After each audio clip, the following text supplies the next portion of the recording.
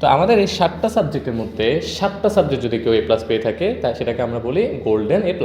But শুধু GPA 5 পেতে হলে তোমাকে 7টা সাবজেক্ট A+ পাওয়া লাগবে না।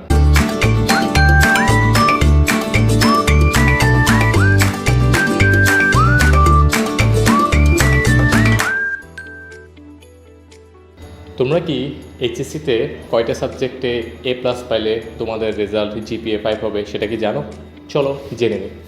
আমরা জানি HSC-তে সাবজেক্ট আছে বাংলা, ইংরেজি, ICT, accounting, management, finance and economics অথবা স্ট্যাটিস্টিক্স অপশনাল সাবজেক্ট হিসেবে। তো এই সাবজেক্টগুলো প্রত্যেকটারই আবার first paper, second paper, first paper, second paper আছে শুধুমাত্র ICT ছাড়া। তো আমাদের এই 7টা সাবজেক্টের মধ্যে 7টা সাবজেক্ট যদি কেউ A+ পেয়ে থাকে তাই সেটাকে আমরা বলি গোল্ডেন A+। বাট শুধু GPA 5 পেতে হলে তোমাকে 7টা সাবজেক্ট A+ পাওয়া লাগবে না। ফর এক্সাম্পল, আমরা যদি ধরে নিই কোনো একটা স্টুডেন্ট বাংলাতে A পাইছে, ইংরেজিতে A পাইছে, ICT-তে A পাইছে, গ্রুপ সাবজেক্টে সে A+, A+, A+ and A+।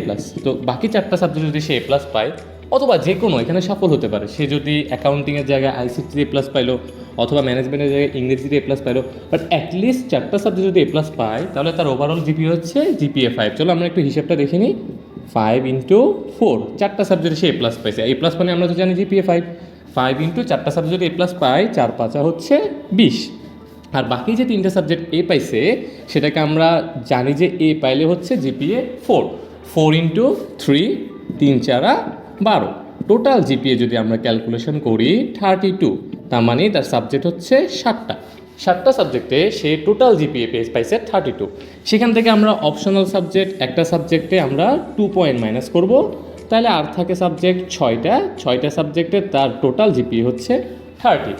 সে এখান থেকে কোনো একটা সাবজেক্ট 5টা সাবজেক্টে A+ পাইলো, একটা সাবজেক্টে A- পাইলো, একটা সাবজেক্টে A পাইলো, যেভাবেই পাক না কেন তার টোটাল GPA যদি 32 হয়, অপশনাল বাদ দেওয়ার পর তার GPA যদি 30 হয়, আমরা যদি 30কে 6 দিয়ে আমরা ডিভাইড করি তাহলে আমাদের GPA চলে আসতেছে 5। সো এইখানের ভিতরে তোমরা ডিসাইড করো তোমরা কোন কোন সাবজেক্টগুলোতে A+ পেতে চাও। 2টা সাবজেক্ট, আবার আরেকটা বিষয় এখানে অ্যাড করি, অ্যাকাউন্টিং ফার্স্ট পেপার এবং অ্যাকাউন্টিং সেকেন্ড পেপার। তুমি ধরো অ্যাকাউন্টিং ফার্স্ট পেপারে তোমার মার্কস ছিল 90, অ্যাকাউন্টিং সেকেন্ড পেপারে তোমার মার্কস হচ্ছে 70। 2টা সাবজেক্ট মিলে তুমি যদি 160 পাও তাহলে তুমি A+ আসতেছে। তাহলে এখানে 7টা সাবজেক্টের মধ্যে তোমার 7টা সাবজেক্ট তোমার ভালো প্রিপারেশন নাও থাকতে পারে, চিন্তার কোনো বিষয় না।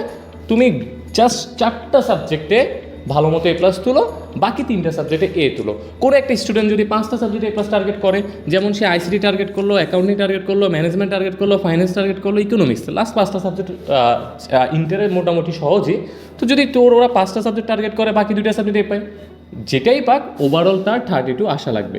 আচ্ছা ধরে নিই আমরা আরেকটা কেস ধরি, ধর একটা স্টুডেন্ট 4টা সাবজেক্ট A+ পাইছে, 2টা সাবজেক্ট A পাইছে, একটা সাবজেক্ট A- পাইছে। তো A- মানে হচ্ছে কি 3.5। তো ওইটার যদি আমরা ক্যালকুলেশন করি, সে যদি 4টা সাবজেক্ট A+ পায়, 4×5 20, 2টা সাবজেক্ট সে A পাইছে, 4 দুগুণে 8, একটা সাবজেক্ট সে A- পাইছে 3.5, তাহলে ওভারঅল তার GPA হচ্ছে আমরা যদি ক্যালকুলেশন করি 31.5। বাট আমি তোমাদেরকে বলছিলাম অ্যাটলিস্ট 32 পাইলে A+, যেহেতু সে 31.5 পাইছে, সেটা থেকে আমরা অপশনাল সাবজেক্টের জন্য 2 মাইনাস করলে 29.5। এটাকে যদি আমরা 6টা সাবজেক্ট দিয়ে ভাগ করি আমাদের GPA আসতেছে 4.92। সো GPAটা মূলত ডিপেন্ড করে তুমি কয়টা সাবজেক্টে A+ পাচ্ছ। সবগুলো সাবজেক্টে A+ পাওয়া লাগবে না, যেসব সাবজেক্টে A+ পাচ্ছ বাকি সাবজেক্টগুলো মিক্সচার করো তুমি যাতে অ্যাটলিস্ট A থাকে, অথবা তুমি 5টা সাবজেক্টে A+ পাও, 2টা সাবজেক্ট A- পাও, তাও তোমার GPA 5 আসতেছে। সো তোমার টোটাল GPA পাওয়ার জন্য তোমার মার্কস দরকার 32। আশা করি সবাই তোমরা বুঝতে পারছো কীভাবে GPA 5 পেতে হয়। ভালো থাকিও সবাই, দেখা হবে অন্য কোনো ভিডিওতে। আসসালামু আলাইকুম।